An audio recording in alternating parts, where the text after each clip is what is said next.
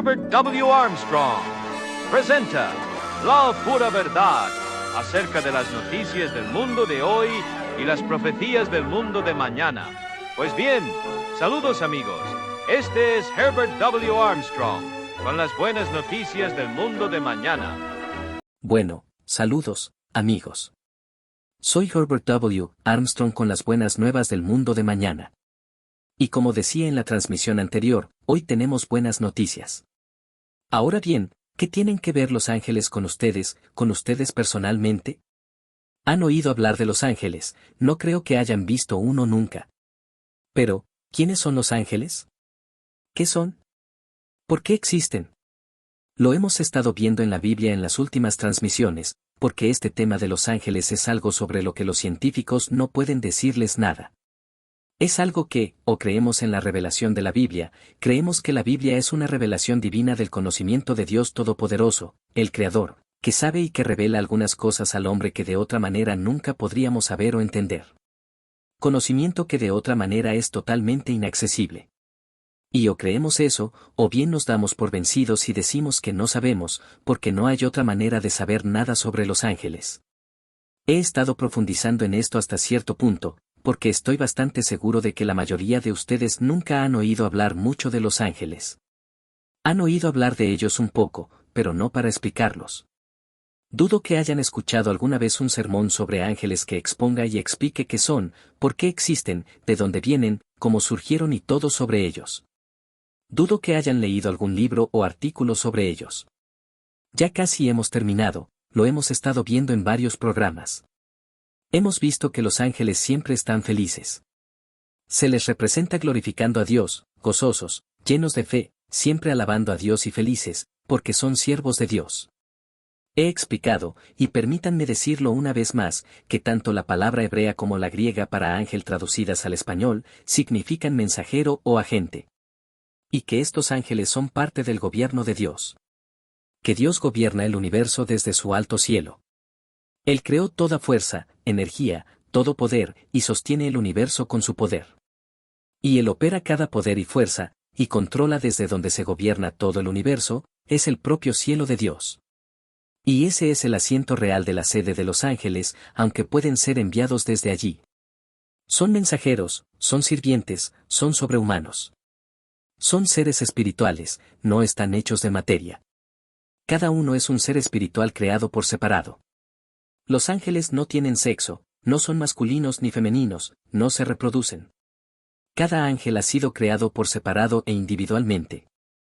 Son invisibles a los ojos humanos a menos que se manifiesten mediante un proceso especial. Son inmortales. Son espíritus, seres subordinados a Dios y, sin embargo, son sobrehumanos. Y tienen conocimiento y poderes muy superiores a los del hombre.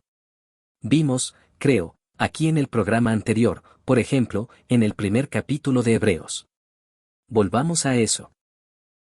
De todos modos, ahí estábamos, y aunque ya me refería a un versículo, quiero repasar algunos otros que he explicado en programas anteriores en este primer capítulo de Hebreos. Primero, comienza hablando de Dios y de cómo nos reveló conocimiento en tiempos antiguos por medio de los profetas, y luego dice: en estos últimos días, refiriéndose a los días en que el apóstol Pablo lo escribió hace 1900 años, por medio de su Hijo, quien, dice, es el heredero de todo, por quien creó el universo, quien, siendo el resplandor de su gloria, la imagen misma de su persona, y quien sustenta todo el universo con su propio poder, es decir, Cristo, pues le ha sido dado todo poder en el cielo y en la tierra. Ha heredado un nombre más excelente que el de los ángeles.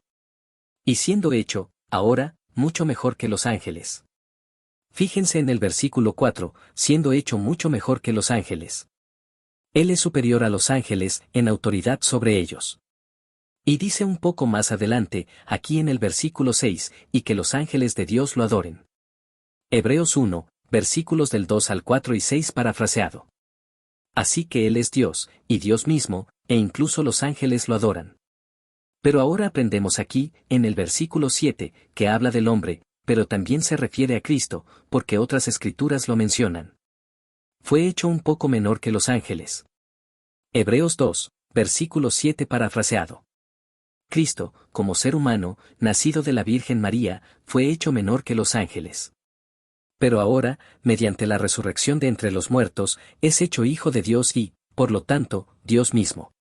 Es exaltado a la posición más alta del universo, se le ha dado todo el poder y es Dios, así como el Padre es Dios. Y allí encontramos una relación familiar, el Padre y el Hijo, y los ángeles son sus siervos, creados por ellos y que les sirven. Ahora leemos aquí, ¿a cuál de los ángeles le dijo jamás, tú eres mi Hijo, yo te he engendrado hoy? Y otra vez, yo seré para el Padre, y él será para mi Hijo. Hebreos 1, versículo 5. Dios nunca ha dicho eso de un ángel. Los ángeles son siervos creados. Son seres espirituales, inmortales, con poderes sobrehumanos y un conocimiento considerablemente mayor que el de cualquier ser humano normal. No los vemos, no podemos saborearlos, sentirlos ni oírlos. Son espíritu. El hombre no está hecho de espíritu, es mortal. Es inferior a los ángeles. Pero los ángeles son espíritus, superiores a nosotros. Somos herederos de Dios. Ahora, al Hijo, Cristo, quien fue mortal y humano, pero ahora es inmortal y Dios mismo. Él era Dios y hombre incluso en su vida humana, porque nació de la Virgen María, y Dios era su único Padre. Sin embargo, también era humano, pero ahora es Dios. Y, al Hijo, refiriéndose a Cristo, el Padre, dice Dios, tu trono, oh Dios, por los siglos de los siglos, cetro de justicia es el cetro de tu reino, y luego dice. Y, tú, Señor, hablando de Cristo, en el principio fundaste la tierra, y los cielos son obra de tus manos, Hebreos 1. Versículo 8 y 10. Pero ahora, en el versículo 13, ¿a cuál de los ángeles dijo jamás, siéntate a mi diestra, hasta que ponga a tus enemigos por estrado de tus pies? Nunca les ha dado la preeminencia que recibió Cristo. Observen que ahora volvemos al primer capítulo de Hebreos, donde comenzamos hace mucho tiempo, y, no son todos espíritus ministradores, ahora entiendan, son espíritus ministradores, enviados para servicio a favor de los que serán herederos de la salvación. Hebreos 1, versículos 13 y 14. ¿Qué tienen que ver los ángeles contigo? Mucho, si eres cristiano. Analicemos eso. Son superiores a nosotros, saben más que nosotros, y aún así, son enviados para servirnos como nuestros siervos y ministros. ¿Por qué? Continúe, y se muestra en el segundo capítulo. Por tanto, debemos prestar más atención a las cosas que hemos oído, para no desviarnos. Porque si la palabra dicha por los ángeles fue firme, y toda transgresión y desobediencia recibió justa retribución, ¿cómo escaparemos nosotros si descuidamos una salvación tan grande? Hebreos 2, versículos del 1 al 3. Ahora bien, un tercio de los ángeles siguió a Satanás en su rebelión, y ahora son demonios, y no pudieron escapar. Por lo tanto, ¿cómo vamos a escapar si descuidamos una salvación tan grande? Y, por cierto, amigos míos, eso es algo que muchos de ustedes están haciendo. No es que rechacen deliberadamente, ni que nieguen, ni que se rebelen contra la salvación, simplemente la están descuidando, muchos de ustedes. Simplemente la descuidan.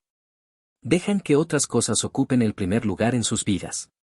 Bien, mejor reflexionen. No voy a detenerme en eso, solo lo sugiero. Para algunos de ustedes, eso es lo único que quizás deberían escuchar en todo este programa.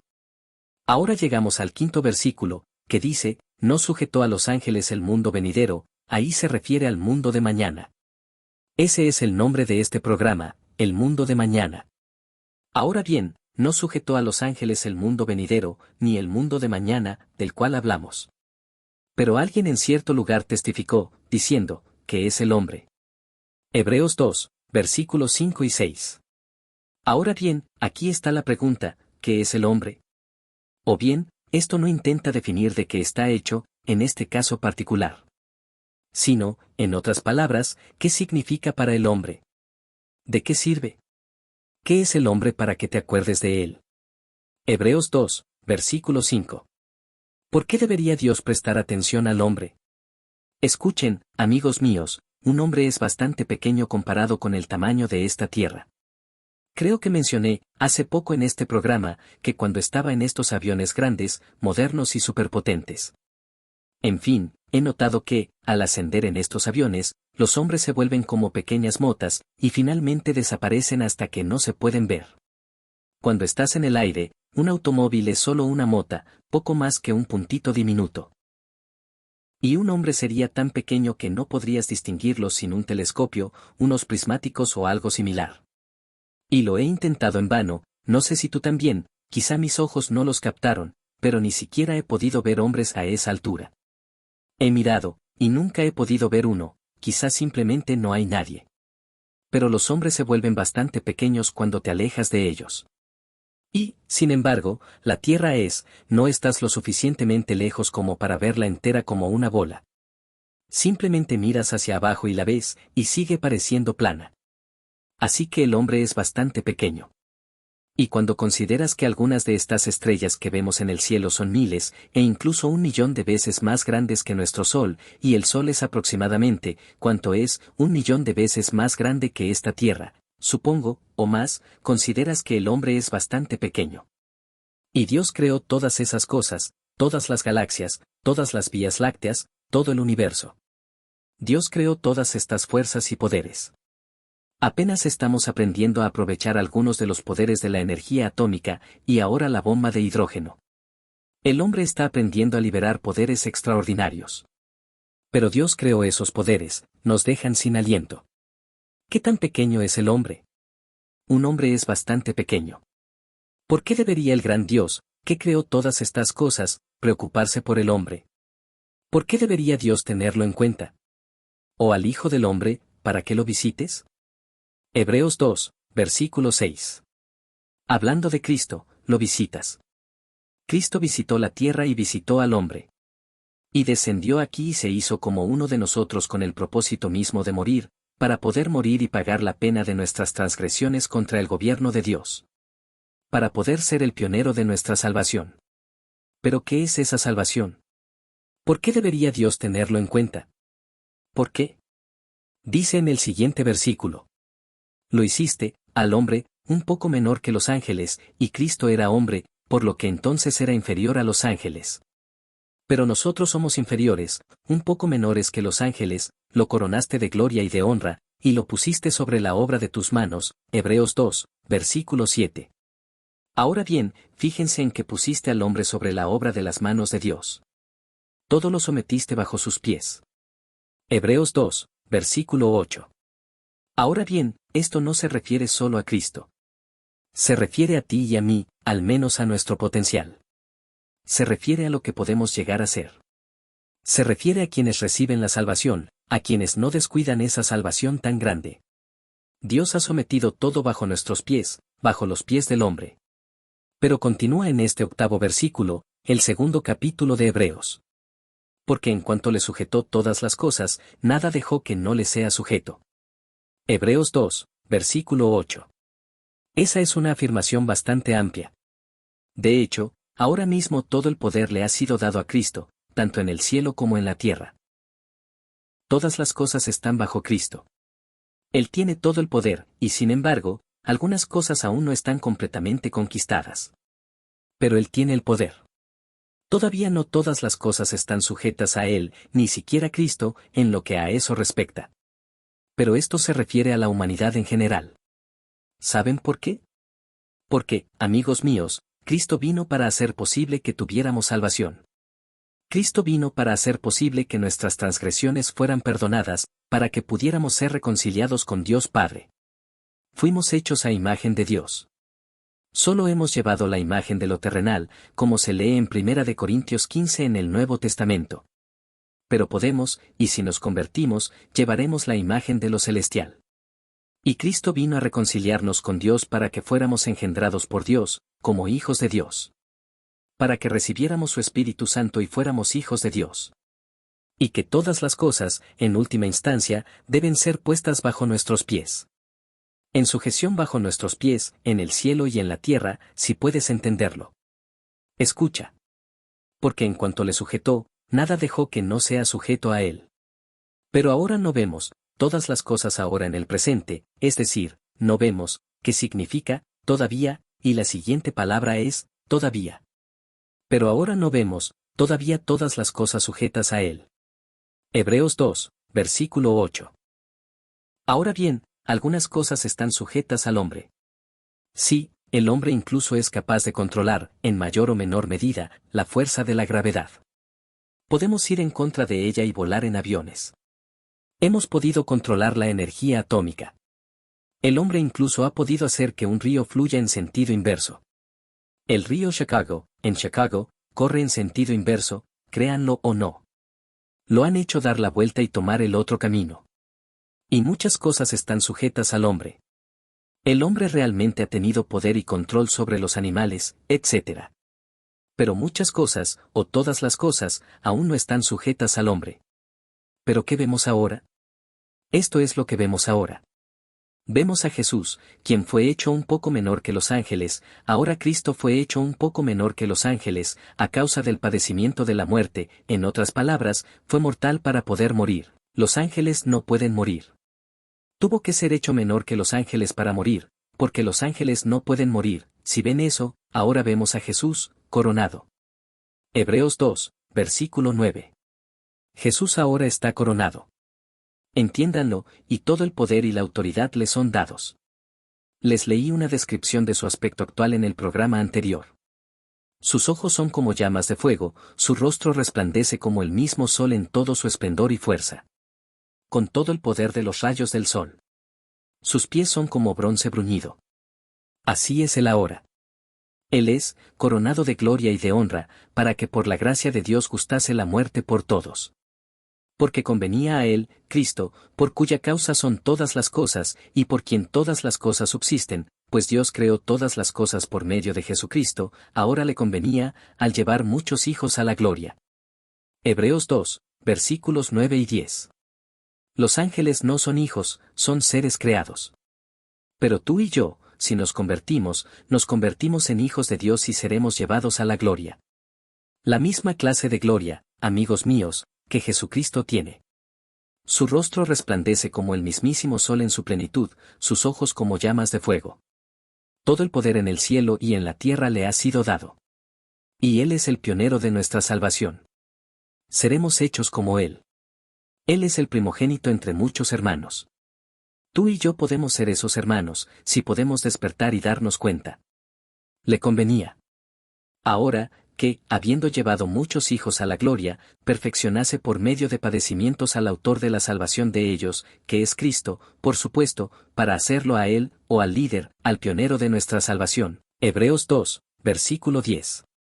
Y nosotros, amigos míos, seremos introducidos en ese gran estado como hijos de Dios, en la misma familia, el mismo reino de Dios.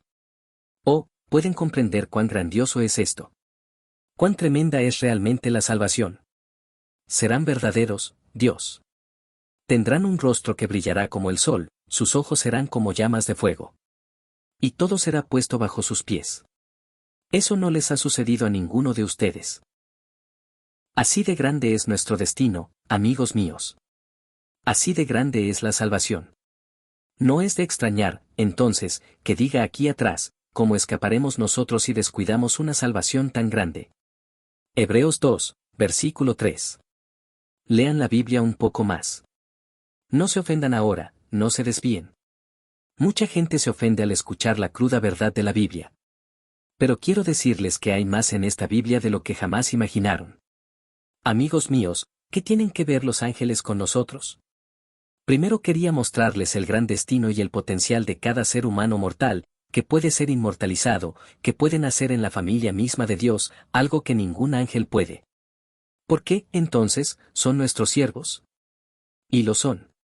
Son superiores a nosotros, saben más que nosotros, tienen mayor poder que nosotros.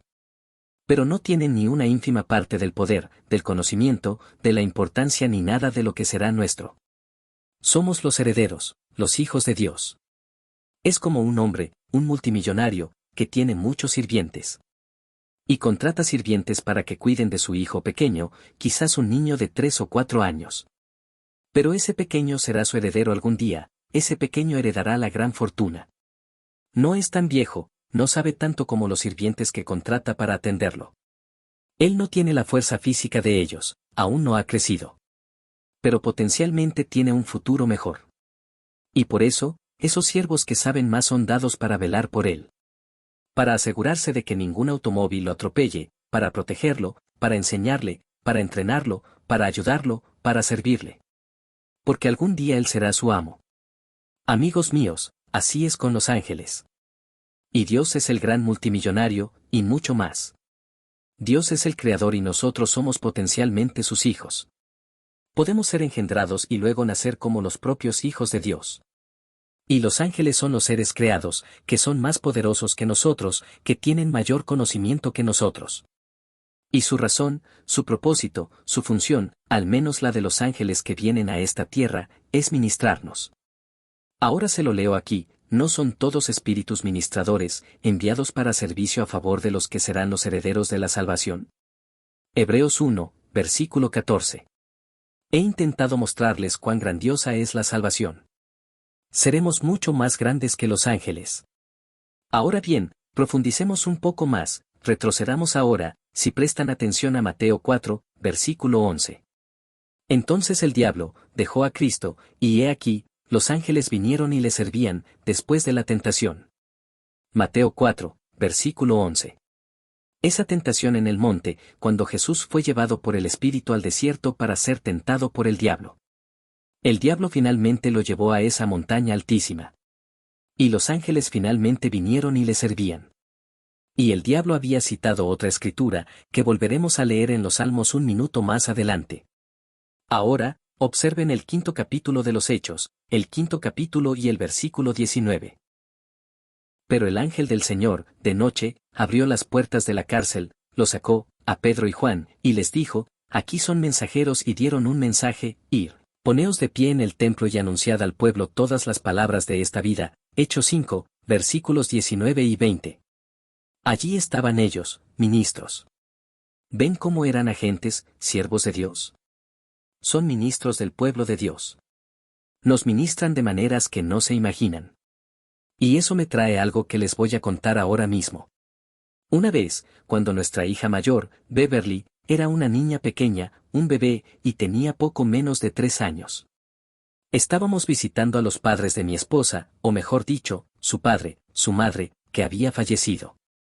Pero estábamos visitando al padre de mi esposa, que vivía en una granja de agua. Ella estaba en el dormitorio, y tenía a Beverly, de bebé, en la cama con ella. Beverly dormía, pero contra la pared. Mi esposa se sobresaltó y oyó una voz como en un sueño, solo que esto era audible. Decía, mueve a Beverly. Se dio la vuelta e intentó dormirse de nuevo. La voz fue como si algo la sacudiera, y sintió que algo prácticamente la agarraba. Decía, mueve a Beverly. Aún así, intentó quitársela de encima y no le prestó atención. Y esta vez simplemente le gritó, mueve a Beverly. Y la sobresaltó tanto que, somnolienta, se dio la vuelta y jaló a Beverly hacia el otro lado. Y en el mismo instante en que la apartó, un cuadro enorme y pesado, uno de esos enormes marcos, estaba colgado en la pared. Cayó justo donde había estado su cabeza, y la habría matado al instante. Y la apartó solo un segundo del tiempo necesario para salvarla. ¿Dirías que era un ángel o no? Mi esposa no vio nada. En este caso, oyó algo, tenía que oírlo. ¿Qué dirías que fue? Déjame contarte otra experiencia. Visité a unas personas en Portland, Oregón. Habían venido a escuchar a una gran evangelista, supuestamente grande, que tenía una gran reputación. Este hombre tenía la columna vertebral destrozada, estaba retorcido y distorsionado. Fue allí porque esta mujer decía ser una especie de sanadora que sanaba a los enfermos. Y este hombre fue allí esperando que oraran por él. El auditorio estaba tan lleno que tuvieron que entrar por la parte de atrás. Y lo hice, no pude entrar por la entrada, pero descubrí que sí podía entrar, detrás del teatro, en el escenario, para escuchar a la supuesta gran evangelista. Después de que terminó, quienes se llevaron a este hombre intentaron llegar hasta ella. Pero estaba demasiado ocupada y no pudieron. Así que ayudé a cargar al hombre de vuelta al coche, y estaba muy abatido. Le dije, sabes, creo en Dios. Y puedo orar. Es Dios quien sana, no necesitas tener una gran reputación. Si quieres, saldré y hablaré contigo. Salí y hablé con ellos, pero vi que el hombre quería un milagro, pero no quería obedecer a Dios. No le había entregado su corazón a Dios, solo quería obtener lo que pudiera de Dios. Y, como sabes, la Biblia dice: cualquier cosa que pidamos la recibiremos de Él, porque cumplimos sus mandamientos, y, las cosas que son agradables a sus ojos. Primera de Juan 3, versículo 22 parafraseado. Este hombre no lo hizo. Así que le dije que no podía orar por él hasta que lo hiciera. Hasta que entregara su corazón a Dios. Hablé con él varias veces, y fue desalentador. Así que me di por vencido. Una vez iba conduciendo un automóvil, y esto fue en Portland, Oregón. Iba conduciendo por una arteria principal. Y de repente, me di cuenta de que estaba llegando a la calle donde debía desviarme para ir a ver a ese hombre y a su casa. Bueno, pensé, no puedo hacerlo ahora. No, no quiero, es inútil. No, dije, es inútil. Escucha, en la siguiente cuadra, algo me agarró de las manos, tan seguro como que estoy aquí, y no miento. Algo, con fuerza, que no podía ver, me agarró del volante, o de las manos, y lo giró fuera de esa arteria principal. Tuve que rodear la casa de este hombre para volver a la carretera principal. Sentí que era un ángel de Dios diciéndome que fuera a esa casa. Me detuve en la casa y le conté al hombre lo que había encontrado. Descubrí que había contraído envenenamiento de la sangre, y los médicos dijeron que no viviría 24 horas. Le dije: mira, creo que esto significa que Dios me ha enviado aquí para sanarte de eso. Si tú quieres, Dios te sanará, no que yo lo haga. Y luego, si te entregas a Él, le pediré que te sane de esta columna destrozada. El hombre me pidió que hiciera eso. Oré por él y sanó al instante. Luego regresé, pero él nunca se rindió a Dios. Y nunca pude orar por él ni por el otro, porque no le entregó su mente ni su corazón a Dios. Bueno, podría contarte más.